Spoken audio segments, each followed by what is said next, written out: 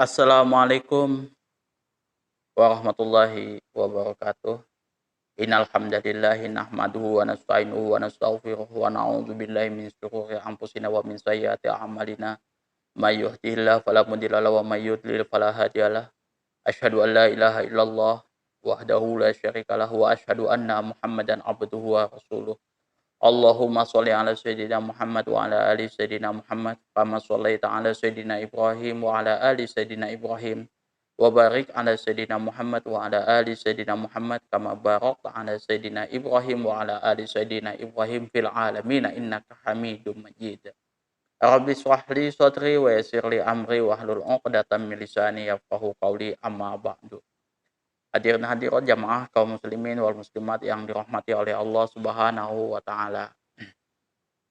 Nah, kali ini kita akan membahas hadis nomor 95 Kitabut Thaharah. Lanjutannya adab qadaul hajah.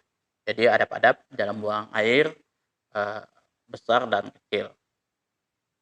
Yang mana hadis ini dari Abi Qatadah radhiyallahu anhu. Wa an Abi Qatadah radhiyallahu anhu qala Rasulullah sallallahu alaihi wasallam la yamassanna ahadukum zakarahu biyaminihi wa huwa yabulu wa la yatamassah min khala'i minal khala'i biyaminihi wa la yatanaffas fil ina'i muttafaqun alaih wa lafzu li Muslim. Wa Nabi Qatadah radhiyallahu anhu, dari Abi Qatadah radhiyallahu anhu, semoga Allah meridhoinya, beliau telah berkata, qala Rasulullah sallallahu alaihi wasallam, telah bersabda Rasulullah sallallahu alaihi wasallam, la yamassanna, janganlah memegang ahadukum, janganlah salah satu di antara kalian memegang zakarahu, kemaluannya, biyaminihi, dengan tangan kanan. Jadi ketika kita buang air kecil, nah kita memegang dengan tangan kanan. Wa huwa yabulu, sedangkan seseorang tersebut dalam keadaan kencing. Wala yatamassah, dan janganlah kalian membersihkan kotoran tersebut minal khola'i, dari di dalam WC tersebut, biyaminihi, dengan tangan kanan.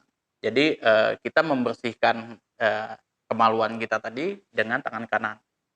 Itu jangan. Wala yatanaffas fil ina'i, janganlah kalian bernafas, di antara kalian tadi bernafas di dalam bejana. Misalkan kita sedang minum, kita nafas seperti itu.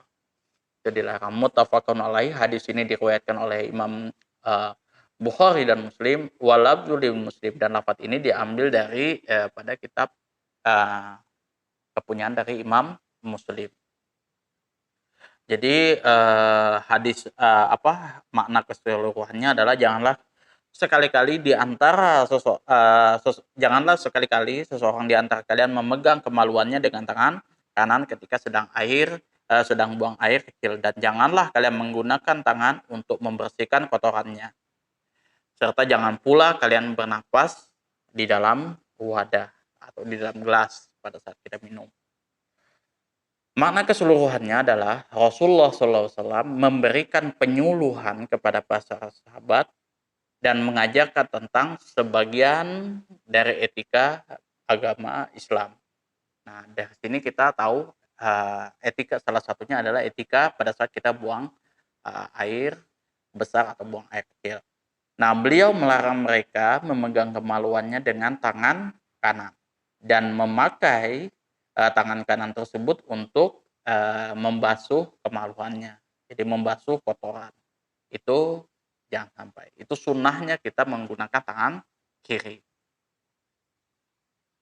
Karena tangan kanan tersebut adalah tangan yang terhormat, maka ia harus dihindarkan dari sesuatu hal-hal yang najis. Tangan kanan hanya dipakai untuk perbuatan yang terhormat, seperti makan, minum, kemudian kita menulis, dan lain sebagainya. Itu. Rasulullah SAW melarang pula kita bernapas di dalam wadah. karena perbuatan tersebut adalah perbuatan hewan. Jadi, kita minum nih, bernafas kayak gitu. Kita kan ketahuan tuh kalau misalkan gelas itu kan ada berembun kayak gitu. Nah itu kita lagi bernafas. Dan dia dikhawatirkan air tersebut tercemar oleh bau yang keluar dari perut melalui mulut. Sedangkan air merupakan benda yang cair yang transparan warnanya mengikuti warna wadahnya. Karena ia tidak mau meminumnya dan menganggapnya jijik. Hadis ini adalah garis besar menerangkan tentang etika yang dianjurkan oleh agama. Jadi kita minum tuh ya kalau saya pribadi um, dihabiskan kayak gitu ya, nggak bernapas langsung kali teguk kayak gitu. Makanya saya kalau misalkan air itu nggak banyak-banyak amat jadi kayak gitu. Sedikit aja kayak gitu. Kalau misalkan kurang nambah. Analisis lafadznya adalah ya la yamassanna, dilarang. Larangan hadis ini adalah mengandung pengertian makruh sebagai bimbingan dan peringatan. Jadi hukumnya di sini adalah makruh. Janganlah kalian memegang. Ya tamassah, at-tamassuh di sini menurut pengertian asalnya adalah mengusapkan tangan atau anggota lainnya dengan sesuatu. Jadi artinya mengusap sebenarnya. Tetapi makna ini dimaksud adalah beristinja atau kita cebok. Yatanafasu di sini adalah bernafas di dalam wadah ketika kita minum air. Nah, etika hadisnya, fikih hadisnya adalah yang pertama, etika kita dalam membersihkan diri sehabis buang air dan etika kita minum. Jadi ada dua etika yang kita dapatkan dari hadis ini. Etika kita buang air, membersihkan ketika kita buang air dan etika kita ketika minum. Yang kedua di sini adalah memelihara kebersihan. Itu. Jadi memelihara kebersihan tadi yaitu kehormatan tangan kanan itu salah satunya. Jadi kita sunnahnya itu kalau misalkan kita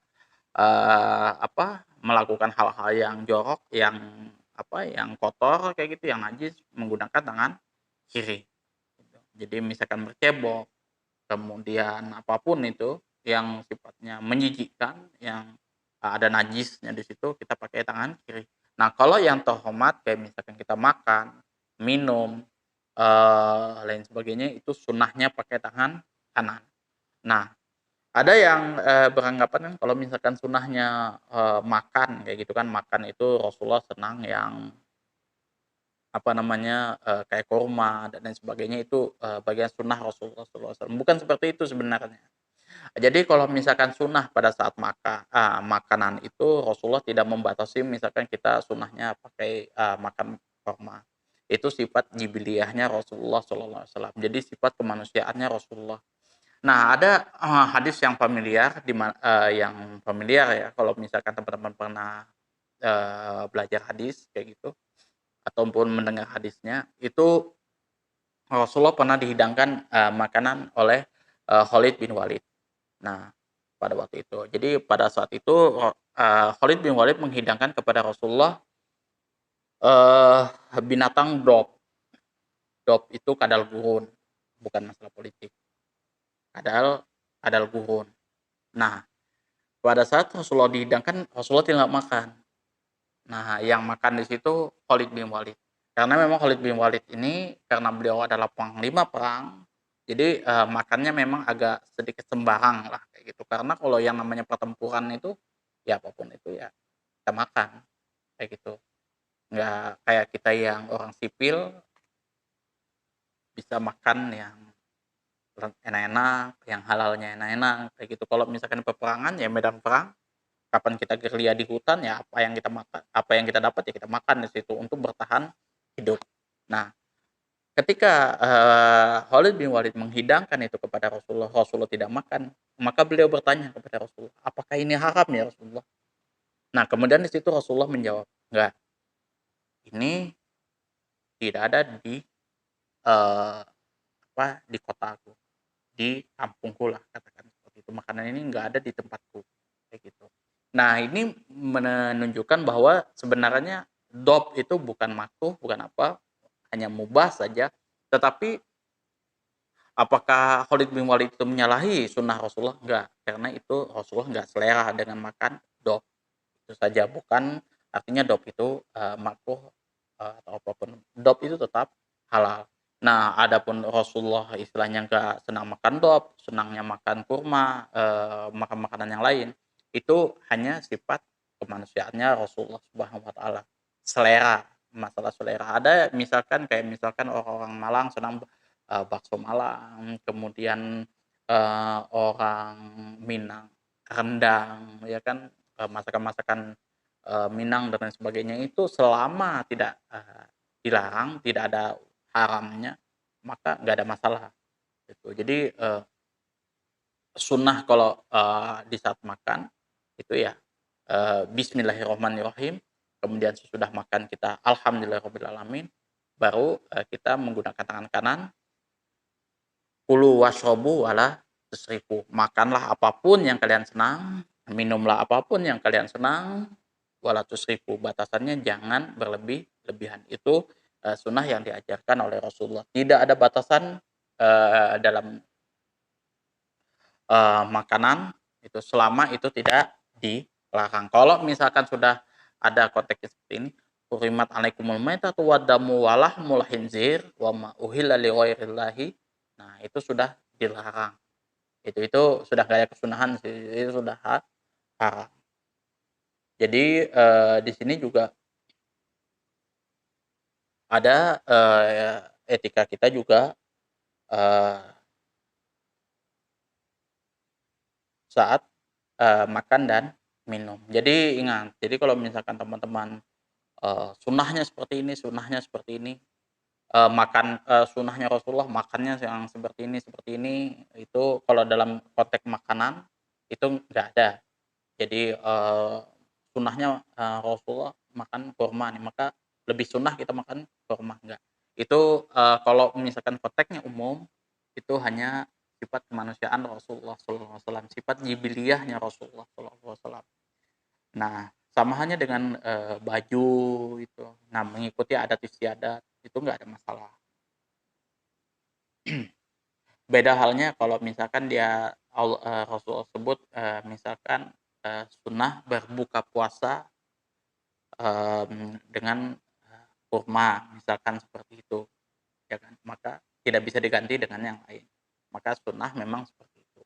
Ada juga memang eh, kayak misalkan Syekh Ali Jaber, beliau almarhum Syekh Ali Jaber itu beliau senang menggunakan baju-baju perbuatan apa makanan-makanan Rasulullah, beliau senang. Itu bukan semata-mata seperti itu karena limahabbati Rasulullah sallallahu alaihi wasallam, karena beliau mencintai Rasulullah sallallahu alaihi wasallam. Itu beda. Jadi bukan berarti itu harus tuntut kita melakukan seperti itu, tapi merupakan kecintaan kita kepada Rasulullah sallallahu alaihi wasallam. Itu. Jadi kalau masalah sunnah itu dibedakan ada pembahasannya khusus di dalam af'alu Rasulullah sallallahu alaihi wasallam, kitabnya ada. Kemudian yang kedua di sini keutamaan memelihara kebersihan. Nah, memelihara kebersihan ini penting ya, istilahnya kemarin sudah kita bahas di hari-hari sebelumnya bagaimana kita dianjurkan di dalam menjaga kebersihan. Yang ketiga adalah keutamaan menggunakan tangan kanan dan menghindarkan dari memegang sesuatu yang mengandung najis. Barangkali suatu-suatu ia akan terkena najis.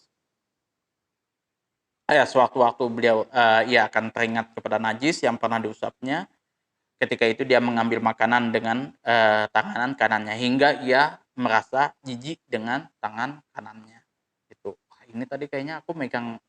Nah, itu yang membuat jijik. Nah, itu nanti bisa berpengaruh pada makanannya. Gitu. Jadi kalau misalkan jijik itu beda lagi, ada hukumnya lagi.